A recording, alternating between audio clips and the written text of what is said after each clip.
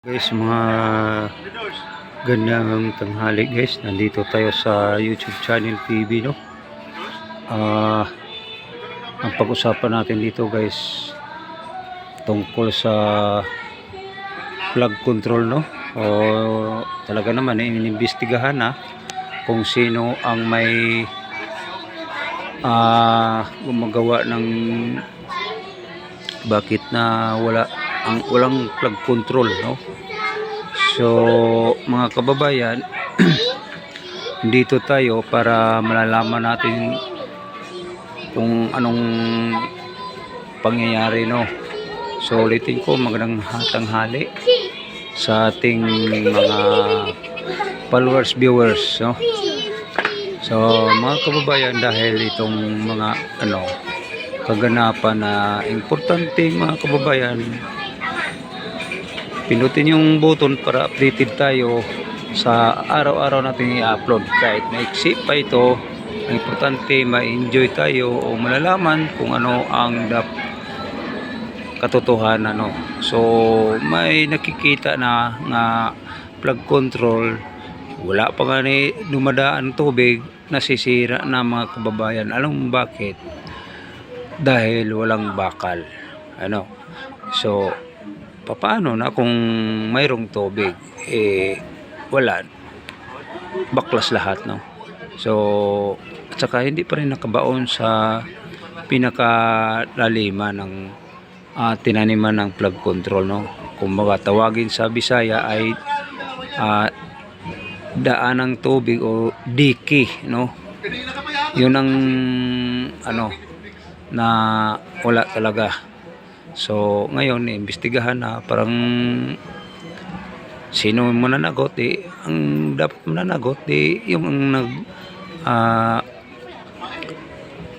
nang nakaw ng pera, no?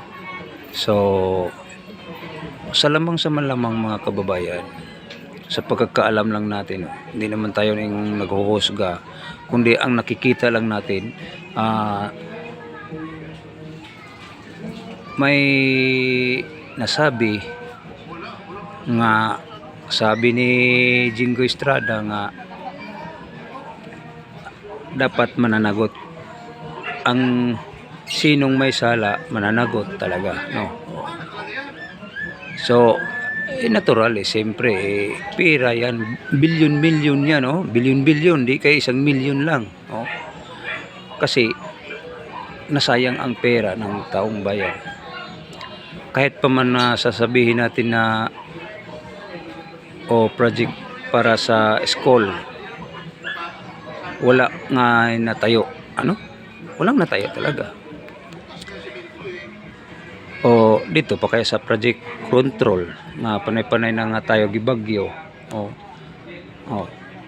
saan na ang sinasabi nilang plug control, o nagtatanong na ang taong bayan na saan na ang pera. Naubos na siguro nila o kalikom, naubos na kanakaw. So ganito bala tayo mga kababayan, imbis nagtiwala tayo sa ating mga senador, although hindi natin kakampi, no? So wala naman rin silang pakialam sa taong bayan o sa mga Pilipinong naghihirap.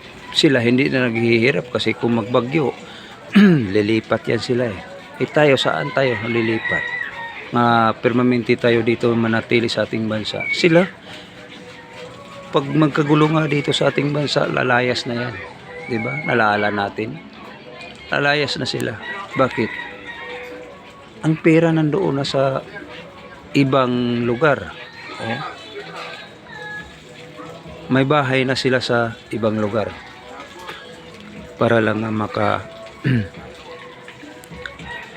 layas, kasi may silang bahay na doon, may mga sasakyan, mamahaling sasakyan, no? So tayo ay naging kawawa ang naiwan. So yan mga kababayan, ang ating pag-uusapan, ito na talaga ang pabalik-balik lang ito mga kababayan, ang plug control. Kaya nga mayroon namang bagyo, nag-uulan-ulan, ambon-ambon. So ang buong Kamaynilaan nangangamba sa panganib, no? Nangangamba ang buong Kamaynilaan sa panganib nga lagi lang lumulutang ang mga ari-arian ng mga motor o ano pa diyan, no? Lumulutang sa tubig. Kasi ang tubig naghahanap ng madaanan ng kung saan sila dadaan. Kasi ang tubig talaga maghahanap yan. So kung walang plug control, siyempre, kakalat-kalat yan, no? Lalo na pakawala at anggat dam sa tubig, no? Pakawala ng tubig, di kawawa tayo, lulutang naman ang mga taong bayan natin. Sila hindi nalulutang. So lalo na sa naghahanap buhay ay naging kawawa rin kasi paano pag pumapasok sila ng trabaho di makapasok kasi bakit? May tubig. Di anong aabot sa gutom? Yun ang tanong ng taong bayan dahil wala talaga itong na parang kunsaba talaga ito mga kababayan. Napansin ba ninyo nga ang kakampi ni BBM lilihis, no? Pag dumadaan si BBM nga nandiyan kakampi nila, lilihis para hindi halata. Pero kung hindi kakampi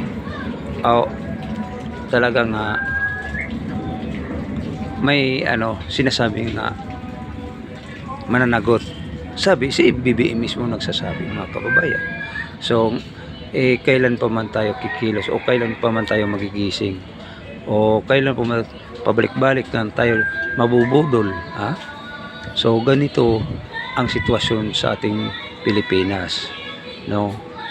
Kung sino ang makaupo, maliban lang sa nakaupo nga admin ni Duterte, walang nangyayaring pagnanakaw, kundi nagpapaulan pa ng build project, no? So walang nasasabi sa mga taong bayan dahil ang taong bayan talaga nagising na o alam naman nila ngayon nabubudol naman tayo uli, no? Lagi na latang ganito. So lalo na sa mga bagong sibol, no? O tayo ay mga ugod-ugod na, mas lalong lolokohin na nila, no? Mga kababayan. Yun ang mga hirap na ang bayan natin, mga kababayan, no? So hanggang dito lang tayo. Maraming salamat. Enjoy.